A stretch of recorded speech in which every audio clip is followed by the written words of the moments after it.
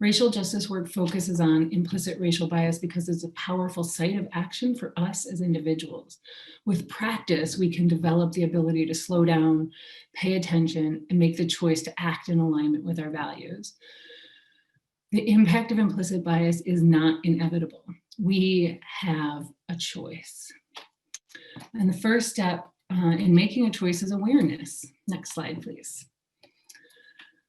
So the baseline of implicit racial bias in this country and largely around the world is that we live in a culture that was set up to advantage whiteness. That means our culture was built for people, was built for me, right? And people who look like me and are from European descent. And we have to become more aware of how whiteness operates as a default to make the implicit explicit. And so to do that, let's lift up a few terms. Next slide, please. The white gaze implies that white folks are, and it implies that they should be at the center of everything. Focus should be on the comfort, access, needs, and desires of white folks. And a white frame of reference makes whiteness the taken for granted, largely invisible, neutral standard by which everything is defined. And the white experience doesn't have to be explained because it is the central and assumed universal narrative. Let's watch a clip from the biodocumentary, The Pieces I Am, about the Nobel laureate Toni Morrison to help us understand these concepts a little bit more. When you read early reviews of Toni's work, those early sympathetic liberal reviewers, and I remember one of them about Sula, and the reviewer says, she's got a great talent. One day she won't limit it to only writing about Black people. Like, really, it's limiting for her to write about Black people? Like, no one says that when, an Irish writer writes about Irish people. It's only limiting when you write about Black people.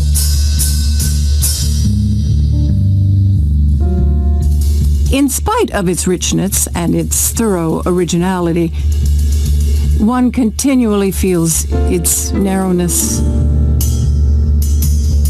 its refusal to brim over into the world outside its provincial setting.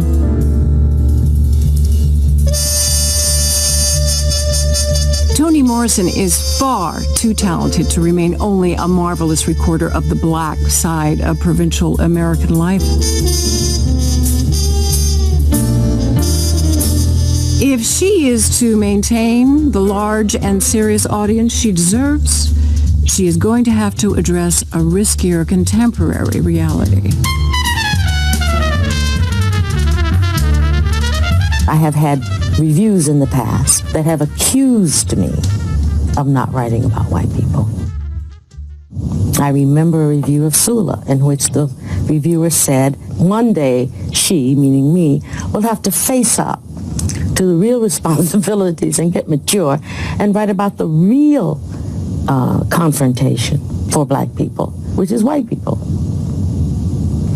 As though our lives have no meaning and no depth without the white gaze. And I've spent my entire writing life trying to make sure that the white gaze was not the dominant one in any of my books.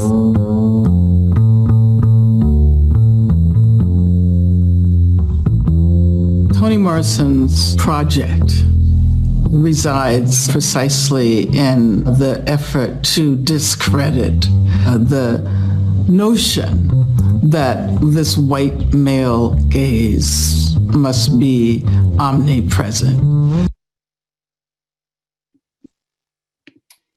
Let's take a moment to really feel the power of Toni Morrison's words, as if our lives have no meaning and no depth without the white gaze.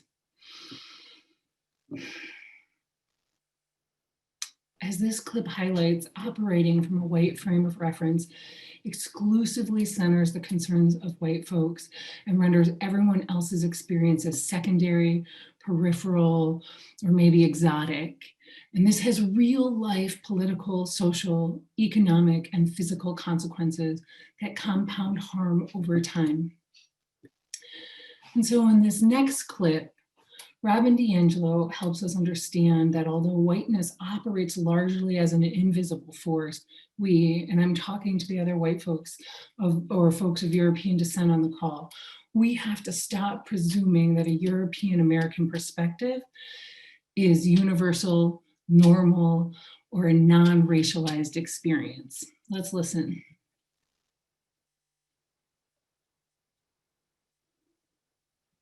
I'm Dr. Robin DiAngelo, and my work focuses on the question of what does it mean to be white in a society that proclaims race meaningless, yet is profoundly separated by race. And to start this off, I want to draw your attention to the fact that I'm white. So just look at me for a moment, think about it, notice it. And part of being white is that it's a very uncomfortable thing for me to do. And it's taken me many, many years to be able to draw people's attention to my race and see any significance in it. And that's because as a white person, I was socialized to see race as what they had. I was just a person. I was just a white bread, a Heinz 57. I didn't have race. I was socialized to see race as individual acts of discrimination and prejudice, individual acts that anybody could do to anybody else, and if you did those acts, you were a bad person. And that is why, since I saw myself as a good person, I didn't see myself as connected to racism, and certainly didn't see myself as connected to race. In other words, I didn't have a sense of a racial identity. Today, I understand that I move through the world always and most particularly as a white person. I have a white frame of reference and I have a white experience. And part of being white is to have that be invisible to us and to be able to live our lives without ever acknowledging that, to see that as non-operative. So part of our work as people of European descent is to begin to see and understand that we also have racial identities and that whiteness carries with it particular assumptions, particular values, and those values and assumptions are not neutral or innocent.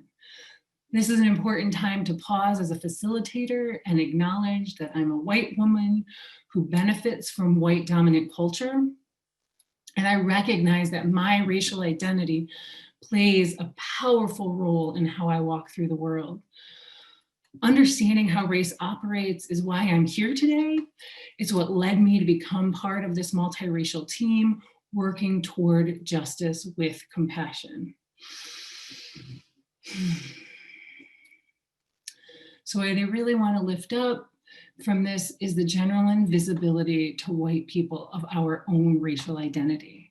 Our first step then is to name it, recognize it, right? You gotta recognize it first and then name it.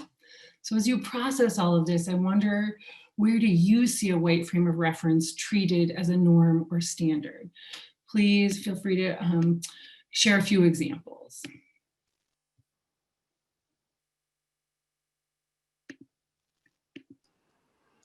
Yeah, thanks, Jillian. And I'll say, from that Toni Morrison clip, I think that's a very good example of how not having white characters be main characters in your book will make it, will have it be judged as provincial.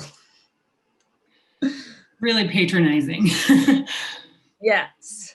So one of the comments coming in is in how history is taught, education, education, education, journalism and literature, white individuals being hired with less qualifications, language. Yeah, there's so much good stuff. Code switching, absolutely. Beauty products, right? Band-Aids, hair care products that are ethnic versus, yeah, it's all in the media. Yeah, it's, as you can see, they're just sort of pouring in. You can see it's everywhere in our culture. And so these are just great examples. And let's take a look at how these operate at multiple levels of society in this next video.